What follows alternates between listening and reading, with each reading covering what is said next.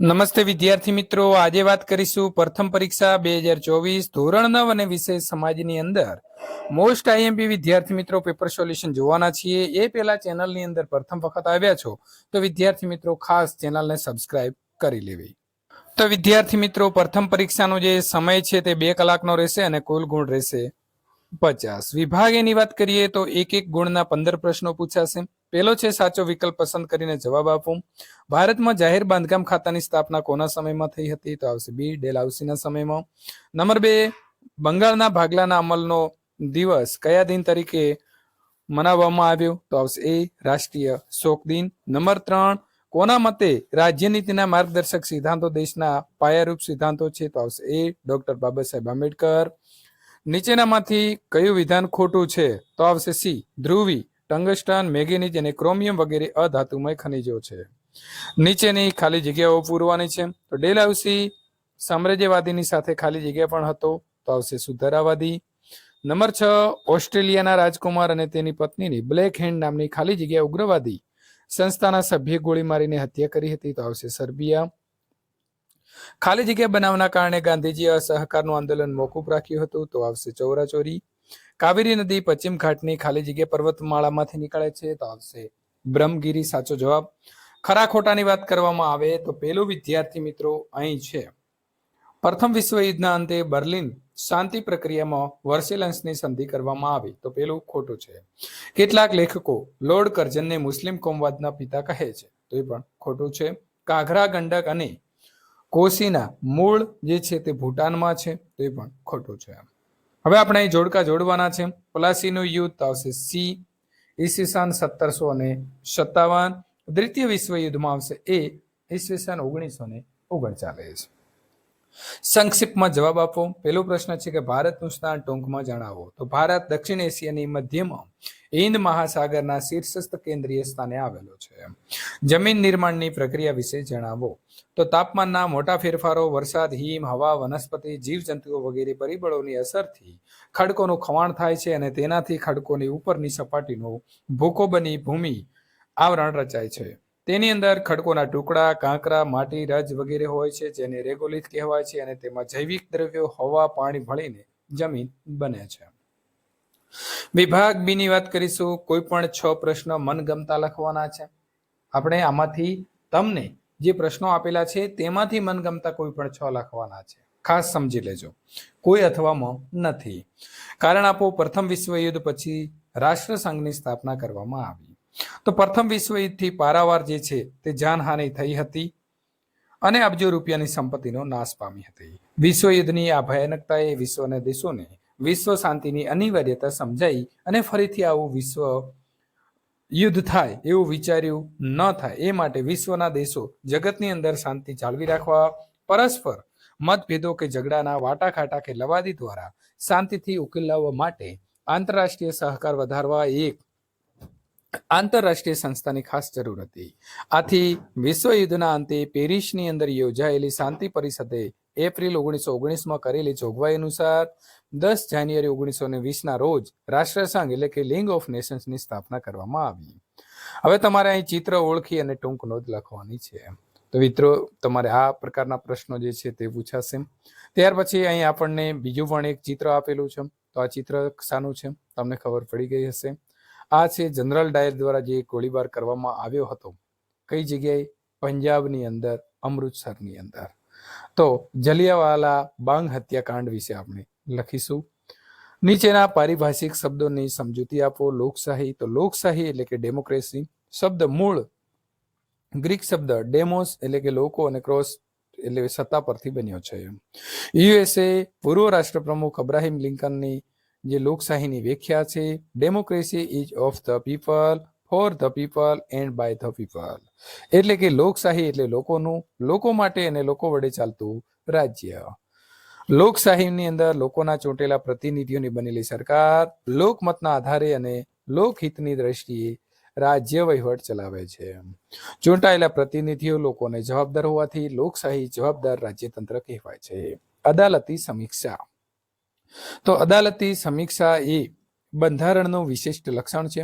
સંસદની સર્વોપરિતાને અવગણ્યા વિના રાજ્ય વહીવટ અંગેની કોઈ પણ બાબતની અદાલતી સમીક્ષા કરવામાં સિદ્ધાંતને બંધારણે સ્વીકાર્યો છે. ભારતની સંસદ કે રાજ્ય વિધાનસભાઓએ ઘડેલા કાયદાઓ, બહાર પાડેલા આદેશો, વટહુકમ, અદાલતી ચુકાદાઓ કે બંધારણીય સુધારાની અદાલતી સમીક્ષા કરવાની સત્તા સર્વોચ્ચ અદાલતને સોંપવામાં આવી છે. બંધારણ સાથે સુસંગત ન હોય એવા કાયદાને સુધારવા અથવા તો તેને હુકમને સર્વોચ્ચ અદાલત ગેરબંધારણીય પણ જાહેર કરીને રદ બાદલ કરી શકે છે. મૂળભૂત હકોની અગત્ય સમજાવવો. તો મૂળભૂત હકો એટલે નાગરિકના વ્યક્તિત્વના સર્વતોમુખી વિકાસ માટે મળવી જોઈતી અમુક ચોક્કસ અનુકૂળતાઓ.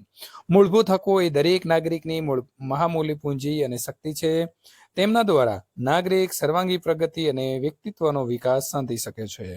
સરળ, સ્વચ્છ, સમજદારી ભર્યું અને સમૃદ્ધ જીવન જીવવા માટે મૂળભૂત હકો અનિવાર્ય છે.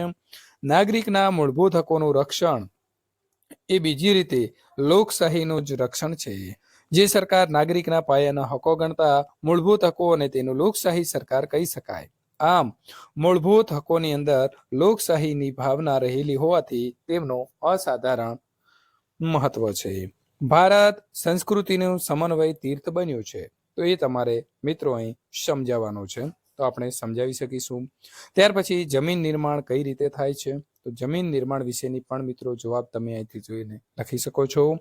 નંબર 8, ગોદાવરીને દક્ષિણની ગંગા કહે છે, કારણ આપો. તો ગંગા નદીની જેમ ગોદાવરી નદીના પ્રવાહ માર્ગ લાંબો અને તેનું બેસિન ક્ષેત્ર વિસ્તૃત છે, તેથી તેને દક્ષિણની ગંગા કહે છે.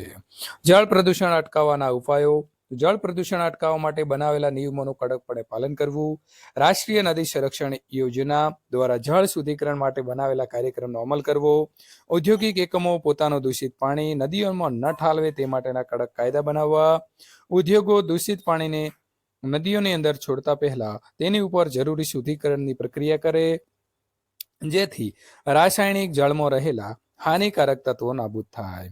દૂષિત પાણીને શુદ્ધ કર્યા પછી તેનો નદીઓમાં નિકાલ કરી શકાય એવો સરકારી કાયદા બનાવવા અને તેનો ચુસ્તપણે અમલ કરવો. બધા નાગરિકોએ નદીનું પાણી ચોખ્ખું રહે તે માટે ઘરનો કચરો નદીના પાણીમાં ન ભળે તેની કાળજી રાખવી. વિભાગ સી 60 થી 80 શબ્દોમાં લખવાના છે અને દરેકના 3 ગુણ રહેશે. કોઈ પણ તમને મનગમતા 5 પ્રશ્નોના જવાબ તમારે આપવાના રહેશે. તો પ્રથમ આપણને ડેલ હાઉસીની ખાલસા નીતિ છે, એનો મિત્રો કેસ સ્ટડી પ્રશ્નો આપેલો છે. આ વર્ષે આ પ્રકારના પ્રશ્નો જે છે તે નવા પૂછાવાની શરૂઆત થયેલી છે.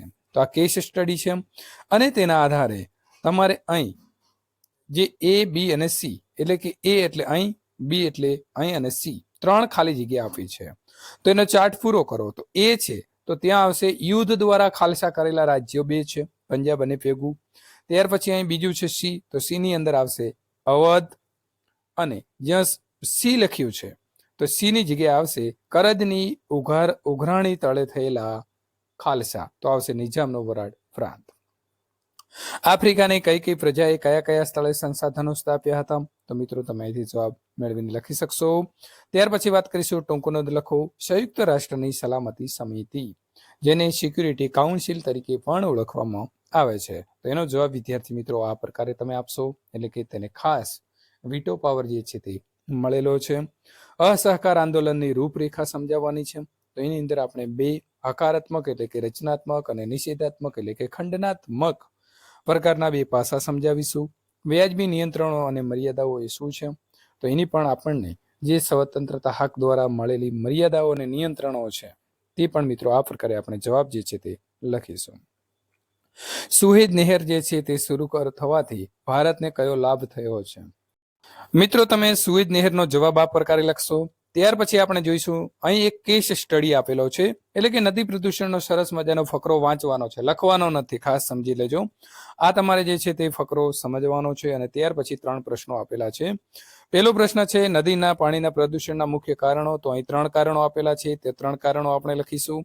ત્યાર પછી પ્રશ્ન નંબર 2, નદીના પાણીના પ્રદૂષણ માટે માનવી માટે કયો પડકાર ઊભું કરે છે, તો એનો જવાબ આપણે અહીં મિત્રો લખીશું કે સ્વાસ્થ્ય માટે જોખમ છે, કૃષિ ઉપર અસર છે, અને ત્રીજું જે છે તે અહીં આવશે પર્યાવરણ ઉપર અસર છે. ત્રીજો પ્રશ્ન છે એક વિદ્યાર્થી તરીકે નદીનું પ્રદૂષણ અટકાવવા તમે શું કરશો, તો આપણે મિત્રો શું કરી શકીએ તે તમારે લખવાનું છે.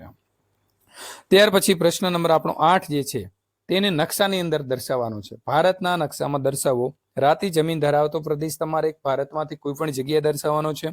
કર્કવૃત આપણને ખબર છે કે ભારતની વચ્ચેના જે 8 રાજ્યમાંથી પસાર થાય છે તે લખીશું. અને નર્મદા નદી અમરકંટકમાંથી નીકળીને મિત્રો મધ્યપ્રદેશમાંથી થઈ અને જે ગુજરાતથી ને અરબ સાગરને મળે છે ખંભાતની અખાત, તે આપણે દર્શાવીશું. ખાસ નકશાની નીચે જે જગ્યા આપેલી છે આવી રીતે ભારતનો નકશો છે, બરાબર છે. તો અહીં આપણે લખીશું સંજ્ઞા સૂચિ. સંજ્ઞા સૂચિની અંદર પ્રથમ લખીશું રાતી જમીન, તો આવી રીતે બોક્સ બનાવીને રાતી જમીન લખીશું. કર્કવૃત તો પણ બોક્સ બનાવીશું અને નર્મદા નદી પણ બોક્સ બનાવીશું. રાતી જમીનમાં આપણે આવી ચોકડી આપીશું અને ત્યાં ચોકડી દર્શાવીશું. ત્યાર પછી કર્કવૃત અહીં ભારતની વચ્ચે દર્શાવીશું, તો અહીં આડી લીટી તૂટક રાખીશું. નદી છે તો નદીને આપણે આમ વાંકી ચૂકી દર્શાવીશું અને એ પણ નદીને આમ વાંકી ચૂકી દર્શાવીશું. હવે વાત કરીશું વિભાગ ડી. તો તમારે અહીં 100 થી 200 શબ્દની અંદર વિસ્તારથી પ્રશ્નોના જવાબ લખવાના છે અને કોઈ પણ 2. તો પ્રથમ છે દ્વિતીય વિશ્વયુદ્ધ ઉદ્ભવ માટેના જે પરિબળો હતા એ પરિબળો આપણે અહીં લખીશું. તો પેલું છે ઉગ્ર રાષ્ટ્રવાદ, ત્યાર પછી આવશે જૂથબંધીઓ, નંબર 3 ઉપર આવે છે લશ્કરવાદ, નંબર 4 ઉપર આવે છે રાષ્ટ્રસંઘની નિષ્ફળતા, નંબર 5 વર્સેલન્સની સંધિ, નંબર 6 એડોલ્ફ હિટલરની સામ્રાજ્યવાદી મહત્વાકાંક્ષા, નંબર 7 આવશે જર્મનીનું પોલેન્ડ પરનું આક્રમણ, એ આવશે તાત્કાલિક પરિબળ. ત્યારબાદ બીજો પ્રશ્ન છે બંધારણના વિશિષ્ટ લક્ષણો પૈકી દ્વિગૃહી સંસદીય પદ્ધતિ, સમવાય એકતંત્રીય વ્યવસ્થા, એકીકૃત અને સ્વતંત્ર ન્યાયતંત્ર, બંધારણમાં સુધારો, અદાલતની સમીક્ષા ઉપર સવિસ્તારથી લખો. તો દ્વિગૃહી અથવા તો દ્વિગૃહી સંસદીય પદ્ધતિ તમારે અહીં લખવાની છે મિત્રો. ઉપલું ગૃહ એટલે રાજ્યસભા અને નીચલું ગૃહ એટલે લોકસભા.